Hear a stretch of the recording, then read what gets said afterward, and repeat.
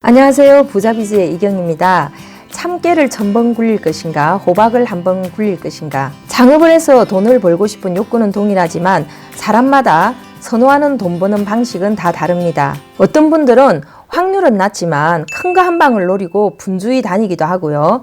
또 어떤 분들은 안전이 최고라고 생각을 해서 돌다리를 두들기듯이 진입하기 쉽고 안전한 업종만 선호하는 그런 분도 있습니다. 사업체들을 많이 컨설팅 하다 보니까 제 주변에도 정말 다양한 사업을 하는 분들이 많이 있는데요. 최근에 제가 아는 청년 창업자는 한 잔에 1,500원 하는 커피 전문점을 열어서 하루에 한 7, 80만 원 정도 매출을 올리고 있는데 정말 하루에 수백 잔씩의 그런 음료를 팔기 위해서는 숨 쉴 틈도 없이 일을 해야 된다며 힘들어하는 그런 모습을 봤습니다. 또 어떤 분은 한 달에 1,000만 원 정도 매출을 올리는데 하루에 평균 7시간 정도 일하고 월 순수익으로 600만 원 이상 버는 그런 분도 있습니다. 부산에서 코디테일러라고 하는 맞춤 양복점을 운영하는 젊은 사장 같은 경우에는 낮 12시에 점포 문을 열어서 9시까지만 일을 하는데요. 하루에 보통 8시간에서 9시간 정도 일하고 매출액은 한 2,800에서 3,000만 원 정도 되는데 매달 한 순수익으로 1,000만 원 정도 소득을 얻고 있습니다. 직원도 없이 혼자 운영을 하고 있고요. 보통 이 맞춤 양복의 객단가가 적게는 30만 원, 많게는 한 80만 원 정도 하기 때문에 하루에 한두 사람 정도의 고객만 응대하면 됩니다. 이렇게 사업을 하는 돈을 버는 방식은 제각각인데 오늘은 그 중에서도 상대적으로 객단가가 높아서 워라밸 창업을 꿈꾸는 분들의 욕구를 충족시켜 줄 수 있는 그런 업종이 어떤 게 있는지 한번 알아보도록 하겠습니다. 대표적인 분야가 개인 서비스 업종들입니다. 그 중에 고단가 서비스 업종들이 많이 있는데요. 실내 환경 개선 사업도 그 중에 하나입니다. 새집 증후군이나 헌집 증후군, 또 곰팡이 제거 서비스 같은 경우에는 보통 평당 서비스 비용이 2만 원에서 3만 원 정도 하기 때문에 30평에서 40평대 정도의 아파트 서비스 비용이 보통 80만 원에서 100만 원 정도 됩니다. 원재료비가 거의 들지 않기 때문에 차량 유지비와 홍보비 정도를 빼고 나면 순수익이라고 할 수 있습니다. 정리정돈이나 포장이사 대행도 한번 서비스하는 객단가가 높은 그런 업종들인데요. 적게는 수십만 원부터 많게는 수백만 원대, 공간의 규모에 따라서 다르지만 적게는 수십만 원대부터 많게는 100만 원이 넘는 그런 서비스 비용을 받습니다. 실내 환경 개선 사업과 달리 2인 1조로 일을 한다든지 3인 1조로 일을 하기 때문에 수익성은 조금 더 떨어지지만 원재료 비용이 들지 않기 때문에 이익률은 높은 업종들입니다. 판매 업종에는 고단가 업종들이 많이 있죠. 앞에서 제가 말씀드렸던 그런 기성복을 고객의 스타일에 맞게 코디하고 맞춤 제작해주는 맞춤 양복점 외에도 대표적인 고단가 업종이 건강기능성 식품을 판매하는 그런 업종들입니다. 가장 대표적인 브랜드는 정관장 같은 게 있죠. 그런 업종들은 하루 종일 이렇게 지켜보면 손님이 거의 왔다 갔다 하지 않습니다. 하지만 그럼에도 불구하고 매출이 상당히 높은 것은 제품 판매 단가가 높기 때문입니다. 핸드메이드 사업에도 마스터급 작가들의 경우에는 판매 가격이 수십만 원부터 100만 원을 넘는 그런 제품들까지 있습니다. 물론 저렴하게 판매되는 핸드메이드 제품도 많이 있지만 어느 정도 실력을 갖추게 되면 상당한 호가를 부를 수 있다는 거죠. 외식업에 굉장히 다양한 업종이 있지만 외식업 역시 마찬가지입니다. 저가 전략을 선택하는 그런 업종이 있고 고가 전략을 선택하는 업종이 있습니다.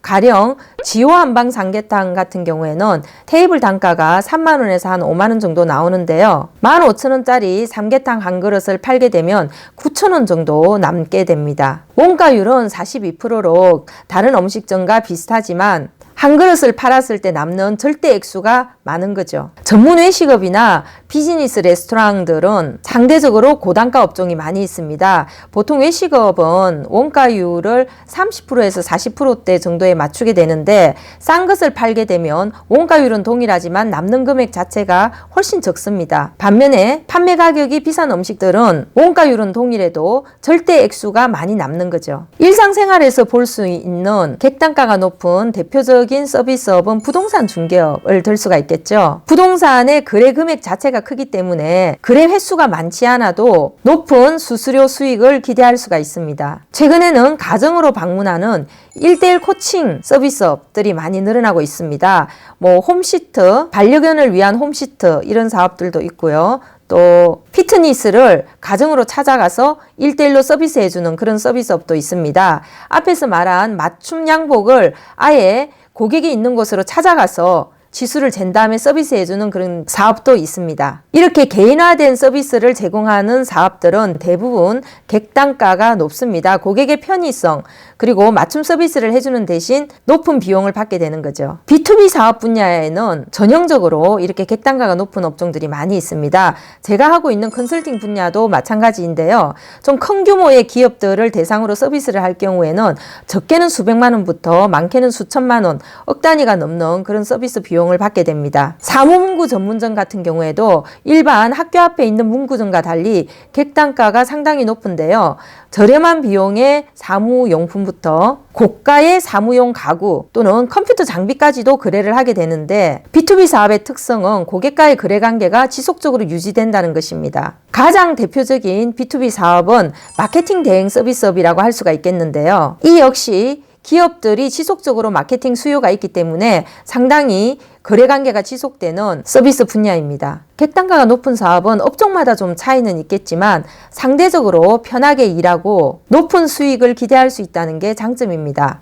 반면 어떤 서비스 분야는 소비의 회전 주기가 길기 때문에 영업이나 고객 관리, 마케팅이 중요합니다. 가격이 비싸질수록 전문성이나 브랜드 파워가 중요해집니다. 판매가가 높은 상품이나 서비스들은 중상류층을 타겟 고객으로 하는 경우가 많이 있고 이런 계층들은 상대적으로 불황에 대한 민감도가 낮습니다. 부자는 아니지만 젊은 층들도 이런 서비스업의 타겟이 될 수가 있는데요. 밀레니얼 세대들은 가치 소비를 선호하기 때문에 본인에게 필요하지 않은 부분은 소비를 하지 않지만 본인이 가치를 두고 있는 분야에서는 과감하게 소비하는 경향이 있습니다. 제가 오늘 객단가가 높은 그런 업종에 대해서 여러 가지를 좀 말씀을 드렸는데요.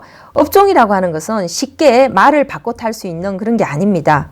여러분들이 어떤 업종을 한번 선택하게 되면 그 업종을 닮은 사람이 됩니다. 그리고 그 업종에서 헤어나는 것은 뭐 3년, 5년, 심지어는 평생 그 업종에서 헤어나지 못할 수도 있어요. 그냥 그 업종이 여러분 삶 자체가 되는 겁니다. 그래서 창업을 하시기 전에 경영을 공부하고 또 노무나 세무를 공부하고 마케팅을 공부하고 조직 관리를 공부하고 이런 것도 좋지만 여러분들의 성향, 적성, 그리고 여러분들이 꿈꾸는 라이프 스타일 이런 것들을 잘 생각하셔서 업종을 선택해야 합니다. 업종은 여러분의 또 다른 동반자이기 때문이에요. 여러분들이 어떤 업종에 들어가면 그 분야에 있는 사람들을 만나고 그 상품이나 서비스를 요구하는 고객들을 만나고 여러분들이 제공하는 상품이나 서비스에 대한 생각으로 여러분들의 머릿속을 꽉 채우게 됩니다. 그래서 그 업종이 여러분의 후천적인 DNA가 되는 것이죠. 오늘 알려드린 객단가가 높은 그런 업종들 여러분들 사업 선택하는 데 도움이 되시기를 바라고 주변에 창업 고려하시는 분이 있으면 이 영상을 공유해 주시기 바랍니다.